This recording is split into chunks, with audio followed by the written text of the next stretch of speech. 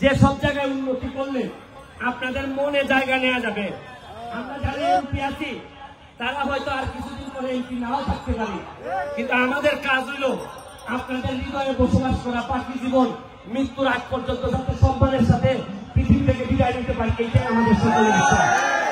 আমি বললাম যে আমি এমপি, আমাদের তোমরা খেলাইও না, রাতি রাতি খাইলে ব্যথা পাবো, পরে উন্নয়ন বাধাগ্রস্ত হইব।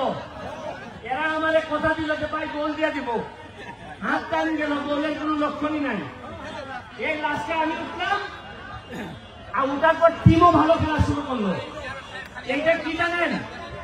এইটারে বলে নেতৃত্বের প্রতি যদি বিশ্বাস থাকে তাইলে কোন যোগ্যতা সম্পন্ন মানুষ নিয়ে বঙ্গবন্ধু সোনার বাংলা বানানো যায়।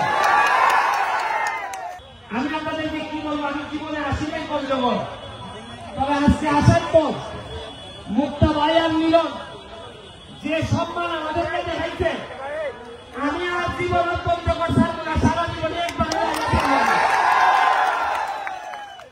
আর যদি মুক্তা ভাইয়ের আগে আমি মন্ত্রী হই, তাহলে আমি প্রথমবার আইয়া এখানে আপনারা যা চাইবেন তাই দিয়ে দেবো।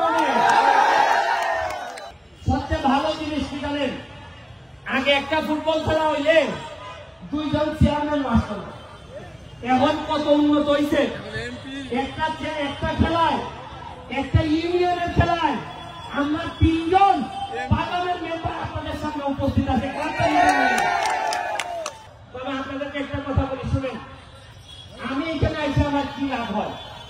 আমি যে এই ঘামতে ঘামতে আইসি, বিমানে আইসি সকালবেলা উঠে, আইসা এখানে 3 ঘন্টা জার্নি করে আইসি আপনাদের এখানে, আবার 3 ঘন্টা জার্নি করে যাবো।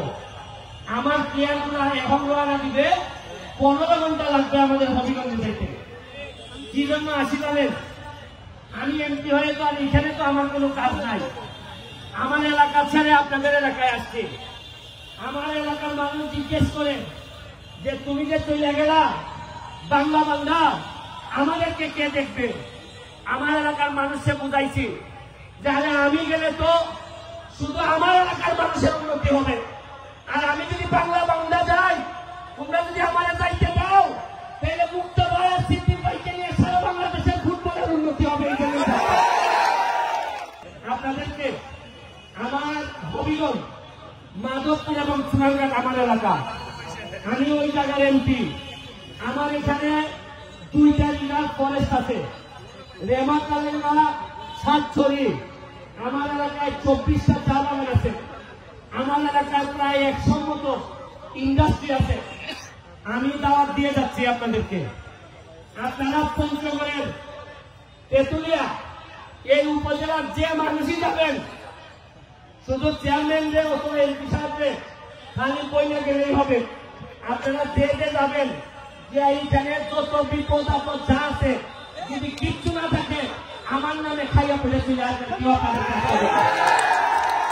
খালি বলবেন আবার টাকা খুঁজবেন, আমি ব্যারিস্টারের লোক, এইখানে কেমনি একটা লোক আপনাদের কাটতে হবে না। আমি 1 বছরের তাই সময় নিচ্ছি, 1 বছর পরে দেখবেন আমার এলাকায় আমি কিভাবে সাজাই দিই। আমি মুক্তা ভাইরে অনুরোধ করব, মুক্তা ভাই আপনি আমার এলাকায় আসেন, দেখেন আমি আপনার এলাকা দেখে গেলাম, আপনি আমার এলাকা দেখে যে সব জায়গায় উন্নতি করলে আপনাদের মনে জায়গা নেওয়া যাবে।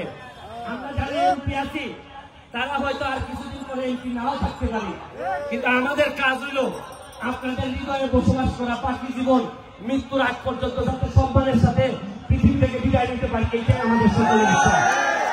আর এখন তরুণরা আছে, আমাদের হাত তুলে একটা কথা দিতে হবে, আমার ঘামের মূল্যের বিনিময়ে কথা দিতে হবে। আপনারা বলেন আপনারা পড়াশোনা করবেন কিনা?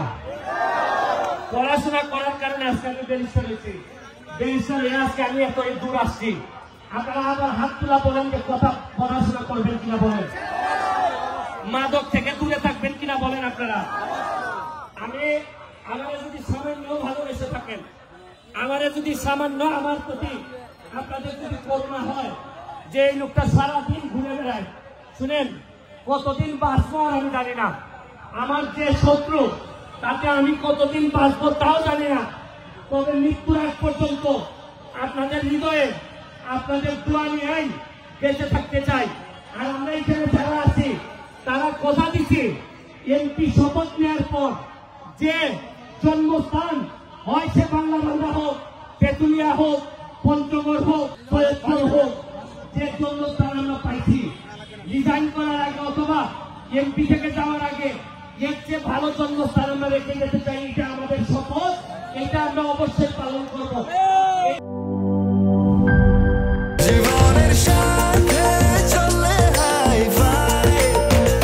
স্বাস্থ্যকর অল টাইম ফ্যামিলি কেক, সব সময় অল টাইম হেলদি লাইফ।